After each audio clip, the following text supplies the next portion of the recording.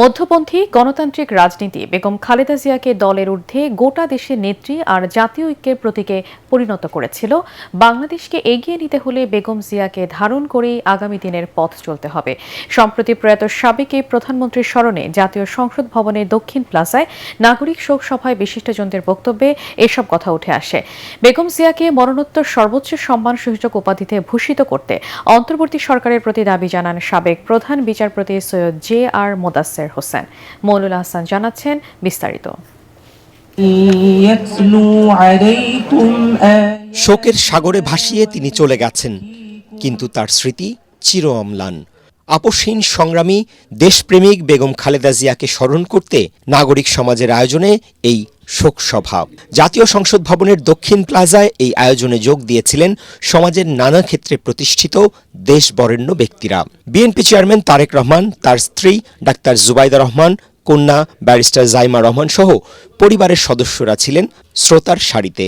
নাগরিক শোক সভায় বাংলাদেশে নিযুক্ত বিভিন্ন দেশের কূটনীতিক, রাজনৈতিক দলের নেতৃবৃন্দ ছাড়াও ছিলেন অন্তর্বর্তী সরকারের বেশ কয়েকজন উপদেষ্টা। বক্তাদের তালিকায় ছিলেন ধর্মীয় আর পাহাড়ি জনগোষ্ঠীর প্রতিনিধিরাও।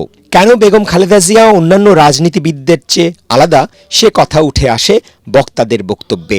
তিনি তার মৃত্যুর মধ্য দিয়ে পরিষ্কারভাবে প্রমাণ করে গেছেন যে তিনি কেবলমাত্র জাতীয়তাবাদী দলের নেত্রী ছিলেন না, সত্যিকার অর্থেই মানুষের এবং দেশের নেত্রী হয়ে উঠেছিলেন, যা লক্ষ লক্ষ মানুষের দল মত নির্বিশেষে লক্ষ লক্ষ মানুষের জানাজায় অংশগ্রহণ করার মধ্য দিয়ে প্রমাণিত হয়েছে। আমরা তার প্রতি শ্রদ্ধা করা মানে দেশে তার ধারা, উনি যে নিদর্শন রেখে গেছেন, উনি ব্যক্তিগতভাবে যে দেখিয়ে গেছেন, সেটার জন্য আমরা একটি অসাম্প্রদায়িক, বহুত্ববাদী, অন্তর্ভুক্তিমূলক একটি বাংলাদেশ যাতে করতে পারে। বেগম জিয়া কেন এত জনপ্রিয় ছিলেন? তার একটা কারণ তো অবশ্যই স্বামীর মতোই তার দেশপ্রেম ছিল, আরেকটি কারণ হচ্ছে তার সংগ্রামী জীবন। রাজনৈতিক প্রতিহিংসার কারণে হাস্যকর মামলায় বেগম জিয়াকে সাজা আর কারারুদ্ধ অবস্থায় চিকিৎসা বঞ্চিত করে মৃত্যুর দিকে ঠেলে দেওয়া হয়েছিল, এমন অভিযোগ করেন আইনজীবী, চিকিৎসকরা। আমাদের কাছে তথ্য আছে, কনসিস্টেন্টলি খারাপ দেখাচ্ছিল। It was showing that her liver is being damaged, কিন্তু একটা আলট্রাসোনোগ্রাফি পর্যন্ত ম্যাডামের করা হয় নাই। বক্তারা বলেন, বেগম খালেদা জিয়ার আপসহীন সংগ্রামী জীবন আজীবন বাংলাদেশের মানুষকে পথ দেখাবে। বেগম খালেদা জিয়ার মৃত্যুতে সময়ের মৃত্যু হয় নাই, ইতিহাসের মৃত্যু হয় নাই।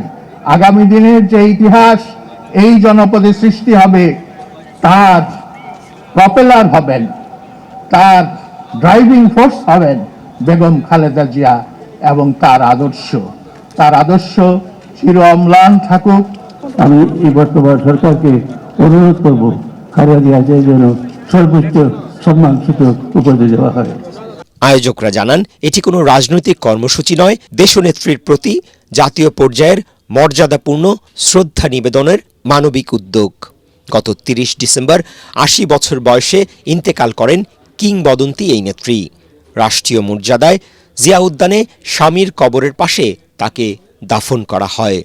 বেগম খালেদা জিয়া তার দীর্ঘ রাজনৈতিক জীবনে বিভিন্ন সময় নির্যাতন, নিপীড়ন, প্রতিহিংসার শিকার হয়েছিলেন।